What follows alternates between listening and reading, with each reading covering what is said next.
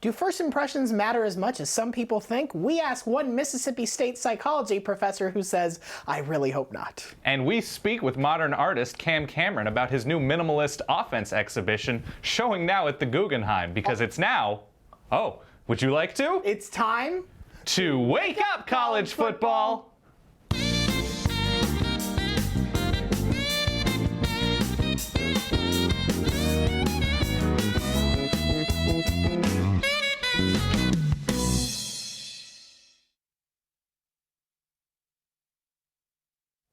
I missed that music so much. Did you? I did. We were so young then. You work here and you can listen to it whenever you want. I know, but I save it as a treat. I don't know why he doesn't understand how the internet works. Good morning, everybody. Oh. Wake Up College Football, Week 1 live edition. Anything can happen. Dan could get nude. If so, we will keep. Nope. Just save it, please. All right, no, that's a tease. For the end. Minutes in. For the end. Yeah. Okay. It was a very interesting first Thursday, Friday, Saturday of college football. Still a couple games left to be played, but we're starting out with what's happened. There is a lot. I feel like we wandered into like a Disneyland buffet of pain, and we're just like, ooh, boy, the LSU failure looks really good, but there's also that USC complete trip wiped off the face of the earth. What do we want? I kind of want a little bit of the Oklahoma kick six confusion. There's so much. Yeah. Only one plate, but we're gonna try to eat as much as we possibly can. Yes. That's the American way. Also, if you're watching on Facebook, comment, ask Yeah. questions. We're gonna get to them, and we're gonna have all sorts of fun interactions. Yeah. We've got a very fortified iPad here. Yeah, we can just throw it at the camera and nothing will happen. To the iPad, at least. Technology. Okay, here's where I want to start. Yeah. I want to start with Oklahoma-Houston. Yeah. Because two significant teams, both ranked, playing in an NFL stadium yesterday, one of a few games in an NFL stadium. But the fact that Houston, coming off of their Peach Bowl win against Florida State, sort of launched themselves with their 2015 campaign into the playoff conversation in 2016. Oklahoma coming off their own playoff appearance and having a Heisman finalist at quarterback. To me, it was one of the more interesting matchups because it's, we have like the ESPN matchup like LSU, Wisconsin, but Houston coming off of what they did, playing against Oklahoma, Houston winning this game by 10 points despite being somewhere between 11 and 13-point underdogs, showed themselves to be one of the more complete teams in the country in a resounding fashion. Yeah, so, I mean, what did you think? In one sense, this was almost an elimination game, at least for Houston. Yeah. Because if Houston doesn't win this game, I think the road to the college football playoff for them is almost impossible. It requires like 2007 levels of insanity and benefiting from other people's failure. Yep. That said, Greg Ward looked awesome. They had that wonderful, wonderful field goal return for a touchdown, which there's a wonderful overhead shot of all the Oklahoma special teams players as the kick sailing through the air, being like, oh, it looks pretty good. Oh, he missed it. Gosh. Wonder what we're gonna do for lunch after the game. What? Yeah. Yeah. So. And you saw the story, by the way, that it was Bob Stoops who called a timeout for the field goal, which gave Tom Herman opportunity to say, Tom Herman and the staff say, let's put in our field goal return team. I feel like this feels familiar. It feels right. Time running out. Yeah. What can you say about Oklahoma after this game? 61 rushing yards on the first drive. Yes. And then 48 the rest of the game, not including sacks. I don't really know what to make of Oklahoma just from this because they did make a lot of very specific mistakes, but they do have some very specific problems that they have to fix going forward. First of which, they gave up 5 sacks, 9 tackles for loss. That was a problem last year for the Sooners. They couldn't really keep the backfield clean. They definitely didn't do it in this game. The larger issue, so Houston on first down averages a little over 3 yards a play in this game, which if you're the Oklahoma defense, you absolutely take that. That means that they're about on schedule as much as they're not. They have a lot of second and third and longs. The problem was Houston had 19 plays that got at least 10 yards. That's so many big plays that you're just giving up, and that means they're happening on second and long, third and long. Every time you have a chance to get them off the field, it just felt like Houston was like, now we're just going to 23 yards, here you go. They were doing what they did last year. It wasn't, obviously Houston is not a directly at you team. They are going to stretch the field horizontally. They're going to run trick plays. And Oklahoma, Mike Stoops' defense, listen, they replaced a lot of key cogs, but they recruited well. This is a team that was in the playoff last year. The only way you get to the playoff is building a deep, talented team that responds well to coaching. And what Houston was able to do in stretching the field horizontally and vertically wasn't new. It wasn't different. And Oklahoma was just completely unprepared, which speaks to, I think, more that Houston is just a really good team that's just going to run and pass on everybody. But Houston themselves had to replay so much. So Oklahoma really failed in its efforts. So let's find the positive case. If you're an Oklahoma fan, how can we convince you life is okay, the sun will come up, things are not dead for the Sooners? So they're going to play a bunch of defenses that are not as good as Houston's the rest of the way out. Yeah. They have Samaje Perine and Joe Mixon. Joe Mixon showed himself to be... And if they give them more than 12 combined carries, that would be a good thing. It's one of the most infuriating things. We've seen it out of Kevin Sumlin. We've seen it out of a bunch of air raid guys that oh, well, I've built my career throwing the ball. Lincoln Riley's now running the Oklahoma offense. He struggled last year to sort of get into a rhythm until the middle of the season and figuring out a balanced attack. Samaje Perine and Joe Mixon can run the ball. They're averaging 6 yards per carry. You said 61 yards on that opening drive. Yeah. If you can run the ball, it's the easiest thing to do. Right. Hand it to a talented person. And they just abandoned it, and it made no sense. They were the turnovers, the amount of time the defense was on the field. Oklahoma, I'm not terribly worried. I can talk them off the ledge because they're going to figure things out. They're too talented not to. But in games like that showed themselves to have a longer road back than we had thought to the playoffs. And the Big 12 as a whole right now, I think, still looks a little up in the air. But it's week one.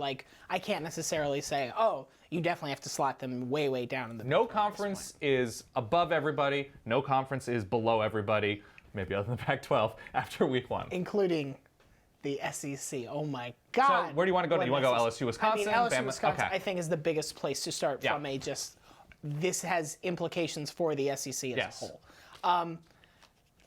It felt so much like deja vu because you're watching an LSU team with basically the same problems it had last year. They have a very, very good defense. They have a very, very good running back. And they have very, very little beyond that. And I just don't, depth of talent everywhere. It's so confusing at this point why they cannot. We should give credit to Wisconsin, who showed a very nice defensive game plan, weathered a lot of turnovers by Bart Houston,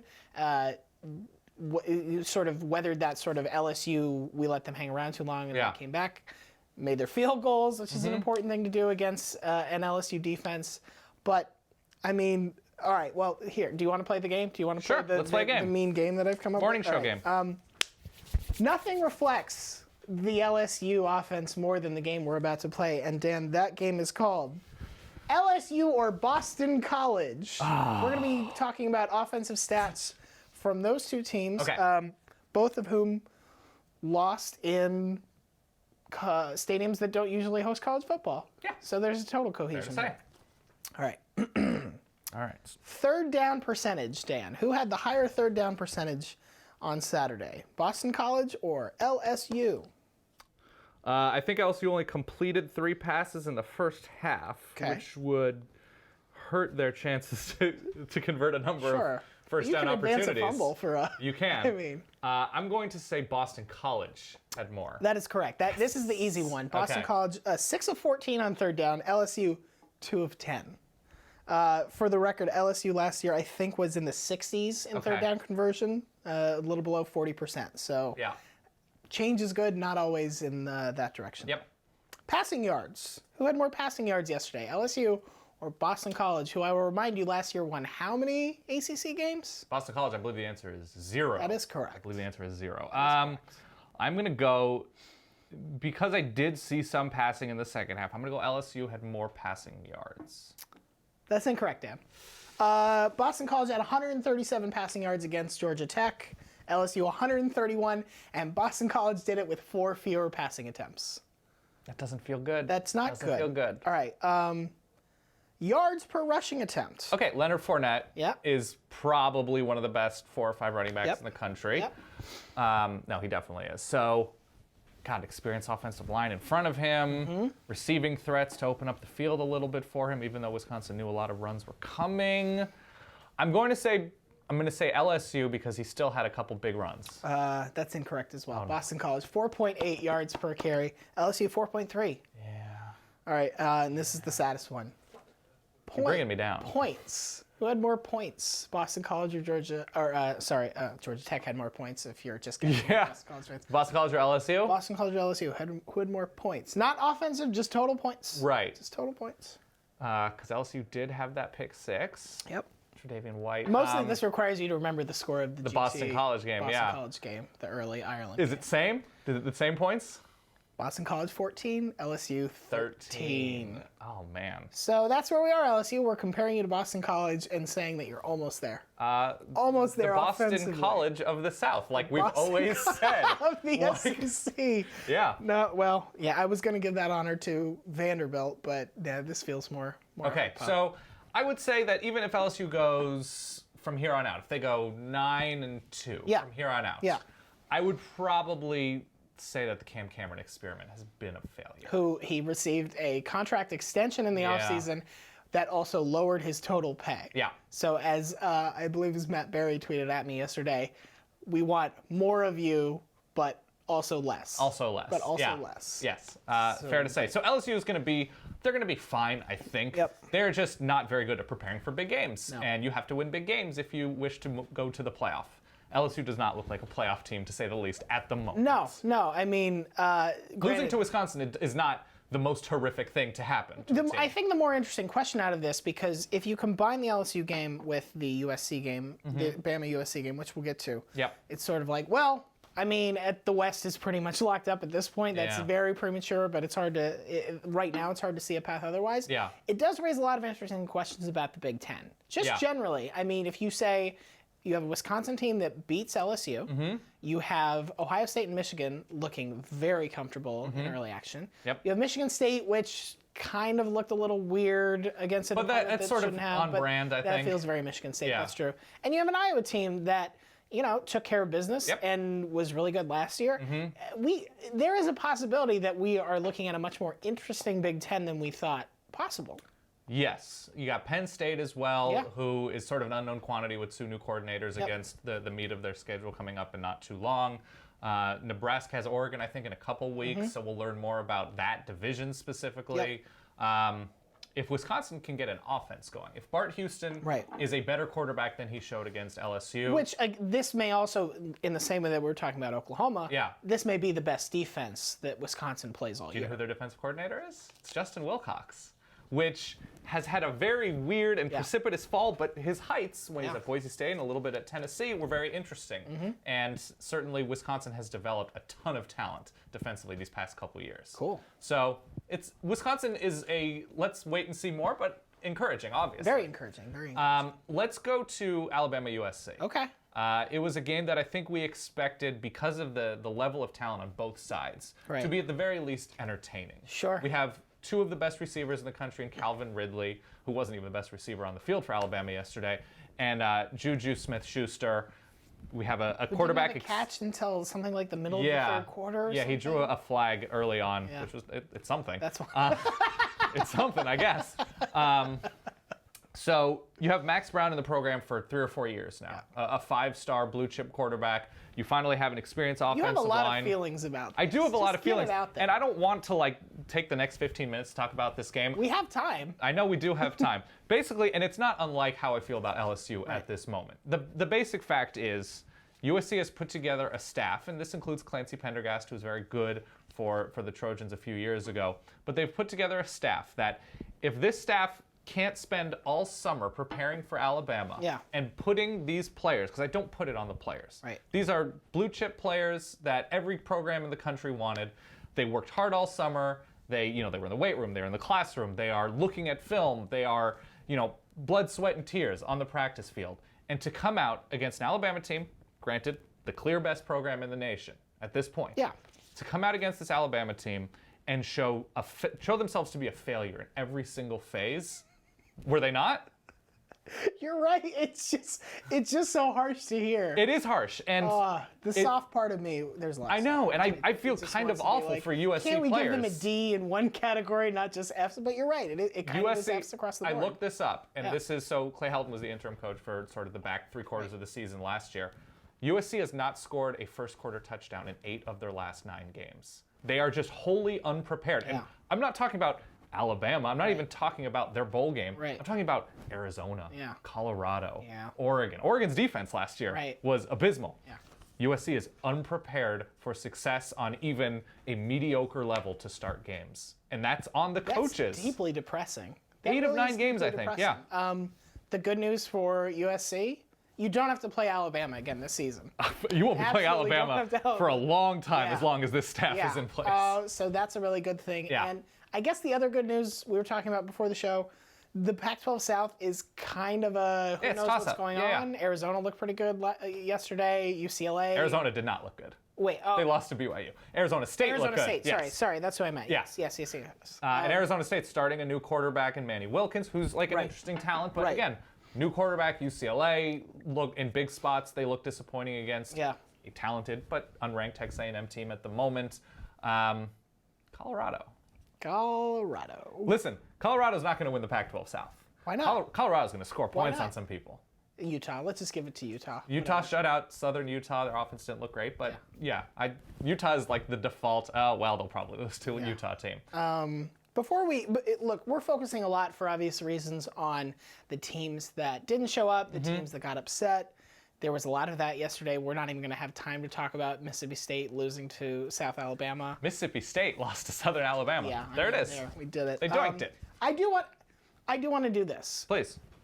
We started Thursday with Tennessee really barely holding on, and by holding on I mean fumbling and somehow recovering their own fumble to beat Bounce pass. App State. And at the time, everybody freaks out. It's like, whoa, Tennessee's not as good as we think they are, blah, blah, blah, blah, blah. Two things. First of all, wins are wins. Yep. Be happy with them. Second of all, blowouts are a special thing. Yes, at this they are. point. They can't be assumed, unless you're Alabama, apparently. But, like, Ohio State 77, Bowling Green 10. Michigan 63, Hawaii 3. Yep. Boise State 45, Louisiana Lafayette 10. Washington 48, Rutgers 13. March to 15. Louisville 70, Charlotte 14. That Louisville game, everybody looked at that, the final score, and said, well, it's Charlotte. Yeah. Who cares? I mean, teams are out here losing to FCS schools. Oregon gave up Florida's 28 to UC Davis. struggling against UMass. Yeah. Arkansas is barely beating Louisiana Tech. Like, if you can go out there and just put it on a team, just put the stank on them, Smother them. good for you. You know, Like, the through point for all of those teams, Yeah. they have really good coaches. they do have really good coaches. I mean, That we just focus the said teams. Bobby Petrino was a really good coach, but I mean, Are we wrong? we're not wrong in limited circumstances. A football coach, not a life coach. No. Life coach. Yes, that's the through point for those teams. Washington probably looked the strongest of the Pac-12 teams. I mean, it's Rutgers, but it's a Big Ten team. Yep. So it's not that like they're not playing Charlotte. Yeah. Stanford, you're the biggest Stanford fan. Number one Stanford fan on the internet, fight me. Is there any? Fight You me. talk Tennessee off the ledge for struggling with. App State's a good team. App State is a good team. App State is a good team, and when you lose one of your best upperclassmen defenders on a targeted call early, things are going to get weird. Yeah. I think the biggest issue for Tennessee is, you have a senior quarterback who still kind of looks like a sophomore. Not good. He still doesn't have the array of passes that you would be like, oh yeah, he's clearly taken the next step at this point. But Josh Dobbs can run really well, Yeah. and he can find dump-off passes pretty well.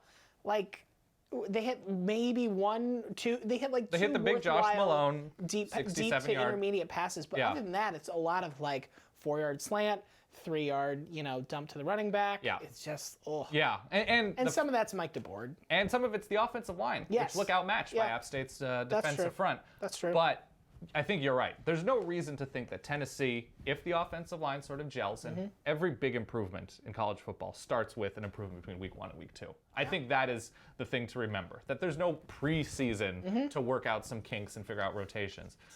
Tennessee can absolutely ride a quality running game and a quality defense to 10 wins. I don't think that's an issue at this point with what the SEC is looking like at the moment. And with what the schedule is at this point. I don't feel great about that Alabama game right No. now, especially if you're going to get creamed on the offensive line. But here's the thing, too, with Alabama. Yeah. They're going to play teams that are better prepared than USC because, by definition, every team is going to be better prepared than USC was. Secretly, the best thing about Saturday was after I think it was the worst USC either opening or home loss in something like 100 years.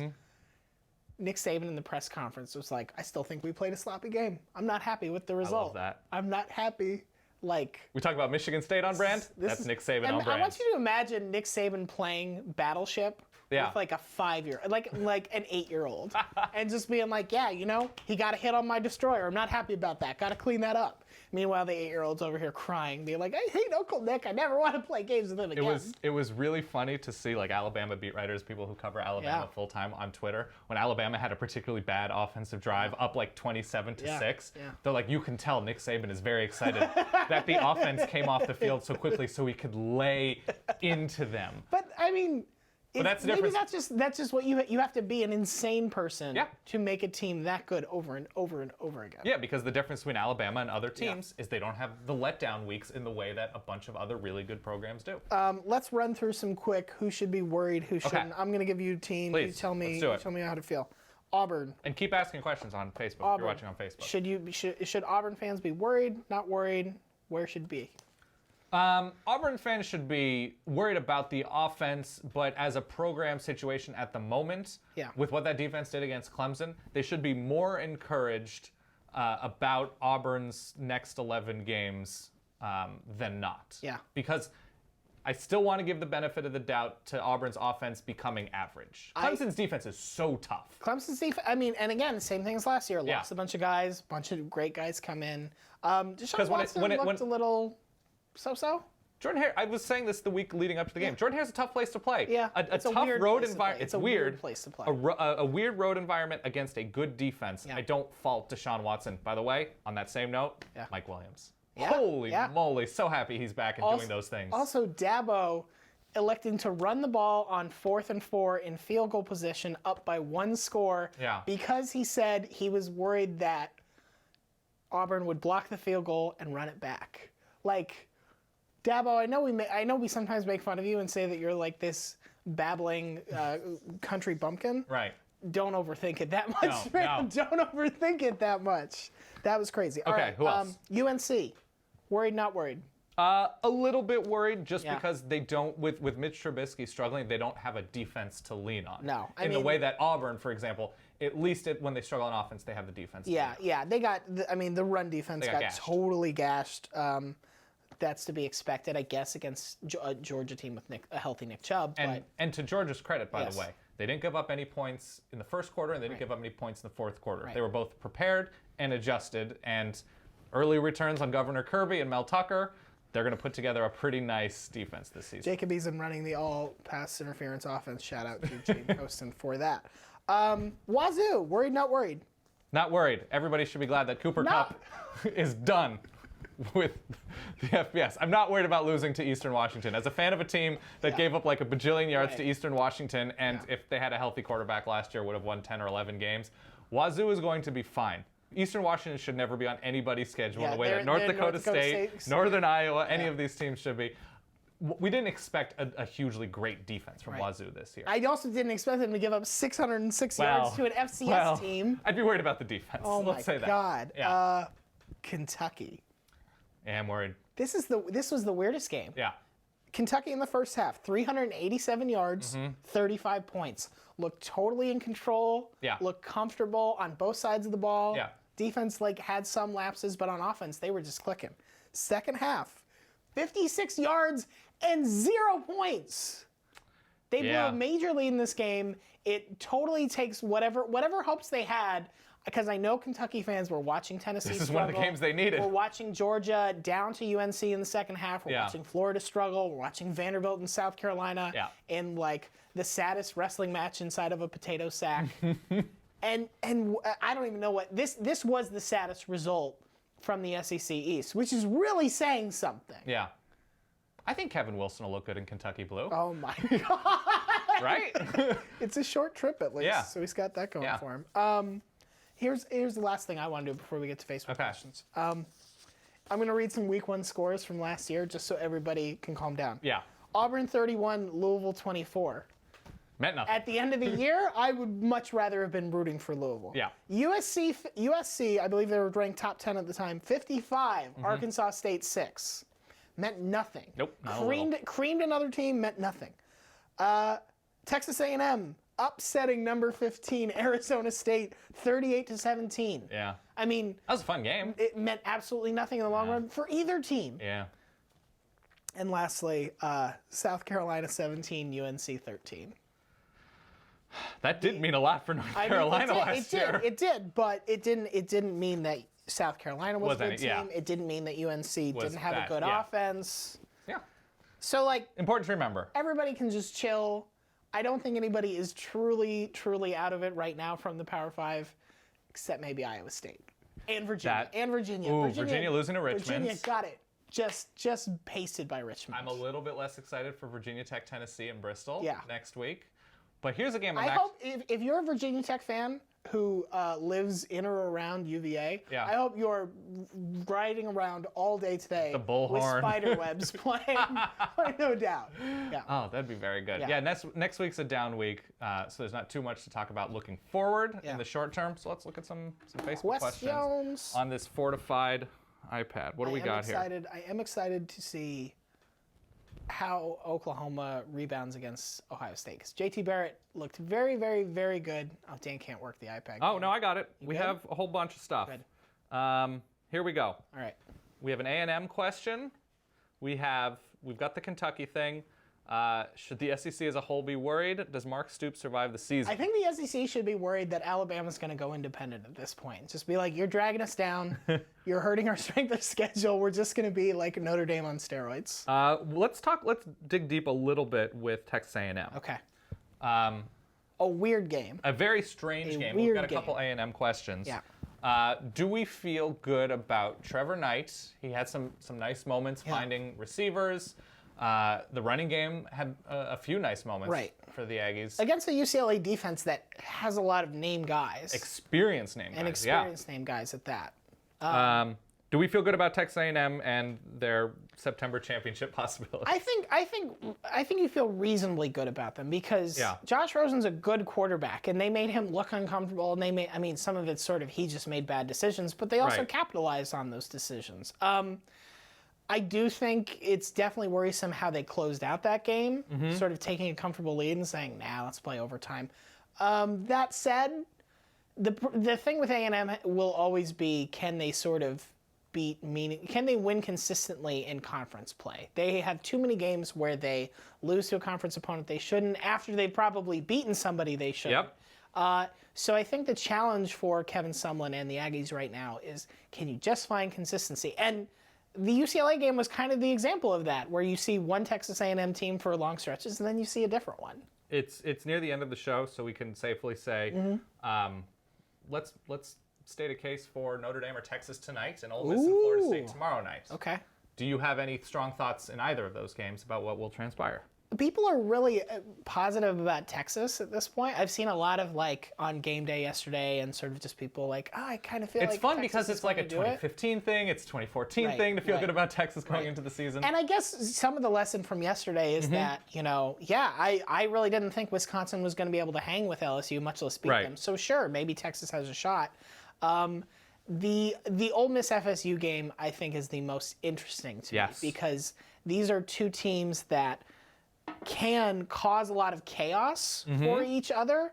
And I think this one feels like, and I honestly don't know which way it's going to go, this could be the game that one defense just makes life so miserable for the opposing offense that you're just like, holy hell, Ole Miss or FSU beat the other one by 30 points and look dominant doing it. I think we could see one of those teams that were like Alabama, the winner of that game, Houston, be like, those were the three most dominant teams coming out of week one. Yep, that's fair.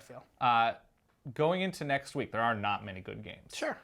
We got the Battle of Bristol. Good games. College football is back. That's true. College football is back. Yeah. The game that I think a lot of people were looking forward to, perhaps just a little bit less so after yesterday, TCU Arkansas. So TCU struggled with, granted, a good FCS team in South Dakota State. Rabbits. That's what we're doing now. That's what we're doing. The Rabbits. Although Roger Sherman pointed out that Jackrabbits have huge ears, tennis racket sized ears. Yeah. And Arkansas barely got by Louisiana Tech yesterday. And listen, if Arkansas is going to struggle in September like they keep doing, at least win. At least they won. At least they won. So does that game have any sort of enthusiasm in your mind? It'll be interesting to see what Kenny Hill does. Yeah. He put up some nice numbers against South Dakota State. Turned it over a couple times. Turned it over. Sure, I guess. It's week one. Again, it's one of those things where what will be interesting to see is what matchups become interesting because the top 25 is shifted. The top 25 should be, if there is any justice in this world, very different from what it was. I would hope so. At the beginning of this week. Somebody asked about Oklahoma and their performance yesterday hurting Ohio State's strength of schedule in a couple weeks. As long as Bowling Green has a good season, it won't matter, Yeah, right? that's true. Very true. They had that pick six early against JT Barrett and the Ohio State offense. Somebody saying don't rule out Ole Miss. I don't think we've ruled them out. No. They haven't even played a game yet. Unknown quantity at this point. Totally unknown quantity. Anything else to take away from Clemson? Give us one last question. One last question. Whatever it is. Somebody says Mike Williams is not human. Totally agree. Yes. It should not be legal. No RoboCops. Will Brandon Harris start in week 2? Who are they? I don't even know who LSU's playing. I don't think next anybody week. especially. Yeah, I mean, he kind of has to. Yeah. If he played the entirety of that game. Yeah. So if you're not going to pull him in a game where he looked pretty crappy against Wisconsin, what's the point of? I mean, I don't want to talk about LSU quarterbacks. It's Sunday. It's a nice day. We get to watch more football. I think we should just spend the rest of the next minute talking about Colorado football. They look great. They look wonderful. They look great. That game is always like a 3-point game, and they just blew them out of the water. They won by like 37 points. Fire Mike Bobo. Fire Mike Bobo. Oh, that's right. He's there.